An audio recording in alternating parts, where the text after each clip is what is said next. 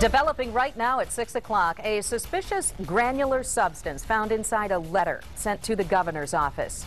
Good evening, everyone. I'm Susan Shaw. Thank you for joining us. I'm Rick Alvin at the Live Desk. Part of that substance spilled out onto a worker's hand. We're learning more about that now because we immediately sent Crystal Hilliard straight to Lansing, where she's live outside the Romney Building right now. Yeah, Rick, that letter was opened right here in this building behind me, often where the governor works. We're told an employee on the first floor opened the letter with some type of coarse, granular substance at about 2 o'clock. Paramedics checked him out, but he didn't need any medical treatment. The good news is the employee is fine, doesn't require any additional hospitalization or any type of medical treatment. They just were able to treat on the scene. Now, the letter itself is described as incoherent ramblings. We did not have a return address, and we don't know where this letter came from, but we do know the substance has been sent over to the state police so they can figure out exactly what it is. And, of course, the FBI is investigating. We're live downtown Lansing tonight. Crystal Hilliard, 24-hour News 8.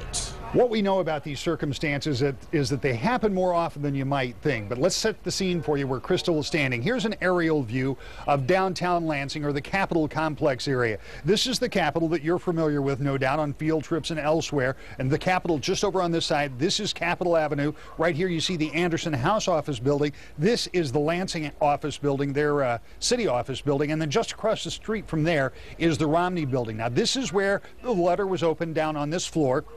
The governor's office is in here, and they also have a lot of executive offices scattered throughout the Romney Building. Since 2001, when the September 11th attacks happened, and remember the anthrax scare that came after that, all office buildings of all government officials, with almost no exceptions, have a plan and have a particular set of rules that go into effect when something like this happens. And it does happen more often than you might think. Geraldine Lasher from the governor's office tells us about that.